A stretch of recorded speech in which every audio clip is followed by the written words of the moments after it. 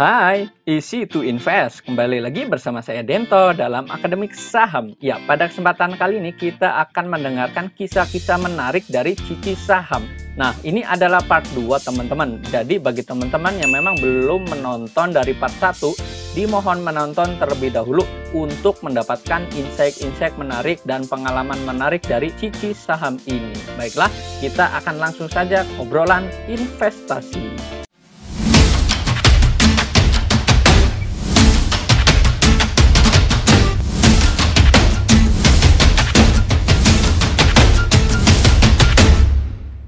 Gimana sih ketika pengalaman kamu ketika saham itu turun? Langkah-langkah yang kamu lakukan itu seperti apa begitu?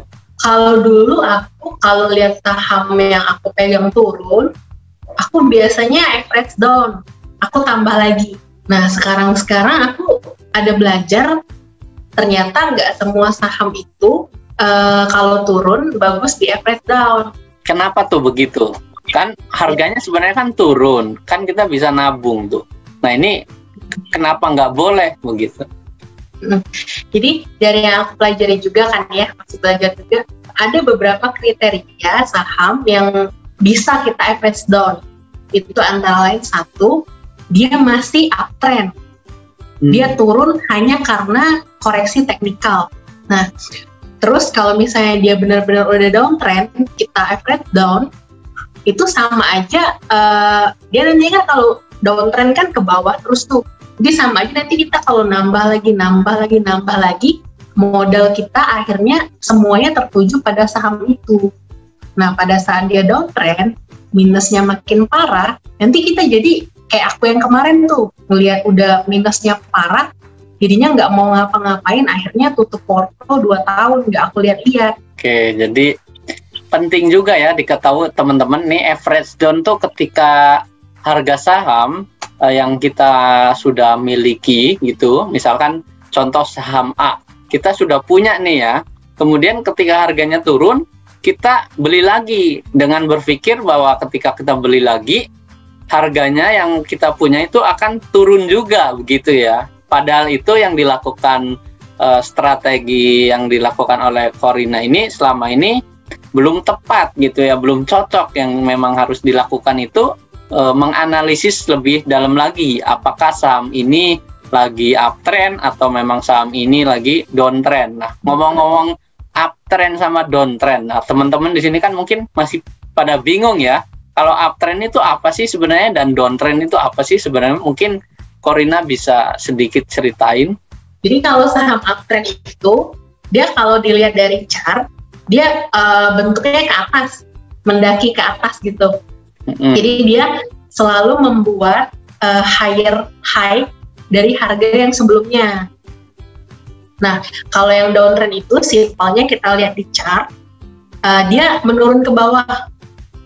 Dia suka membuat lower low dari harga dia yang sebelumnya gitu.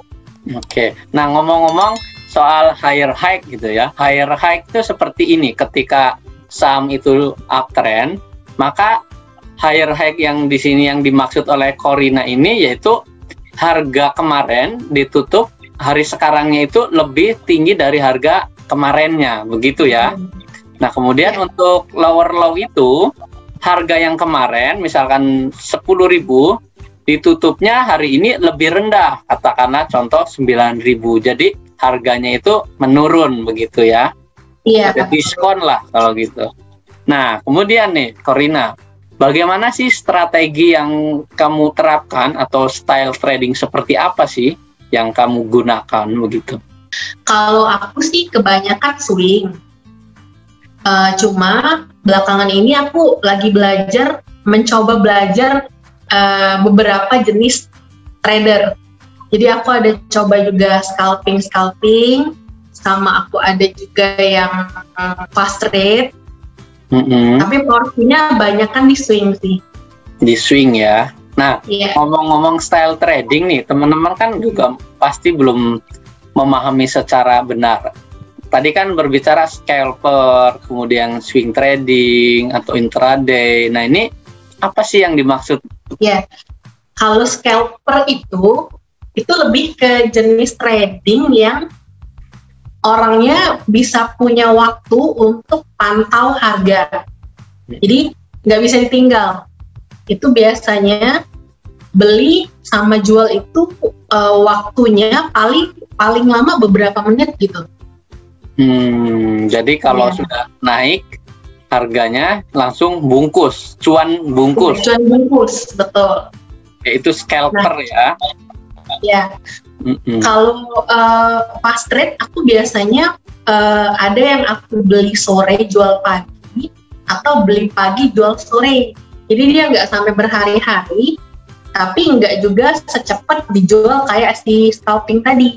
Ya. Nah, untuk swing trading sendiri gimana?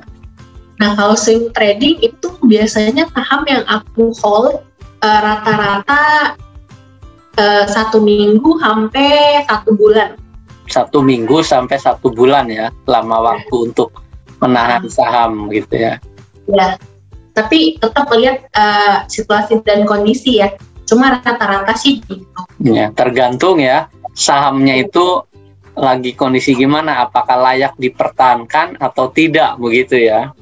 Betul. Nah, kemudian nih dari beberapa yang memang sudah dipertanyakan, ini kan banyak nih menjelaskan tentang strategi trading, kemudian tentang bagaimana kamu ketika saham itu turun. Nah, ini kita bisa mengambil namanya poin utama nih dari pengalaman Corina di sini ya, bahwa ketika saham itu turun, itu kita harus menjaga namanya psikologi kita. Penentuan psikologi itu ya ada di diri kita. Waktu kita itu untuk menjual saham, untuk membeli saham itu harus diatur gitu ya. Jangan sampai mengejar harga atau mengejar saham yang memang sudah naik tinggi begitu ya. Dan juga harus bisa menentukan untuk style tradingnya seperti apa. Misalkan teman-teman yang mempunyai waktu banyak, katakanlah ibu rumah tangga, ini kan banyak waktunya di rumah. Nah, ini bisa juga untuk scalper gayanya, bermain saham. Jual beli sahamnya itu time frame-nya atau waktunya itu lebih sedikit. Mungkin juga bagi teman-teman yang memang menjadi mahasiswa gitu katakanlah ya, waktunya kan bersamaan mungkin ya, ketika saham atau bursa saham itu buka di pagi hari sampai sore, teman-teman yang kuliah juga kan nggak selalu melihat pasar saham. Nah, ini teman-teman juga bisa menjadi swing trading, membeli saham ditahan sampai seminggu atau 2 minggu, kemudian kalau naik bisa dijual.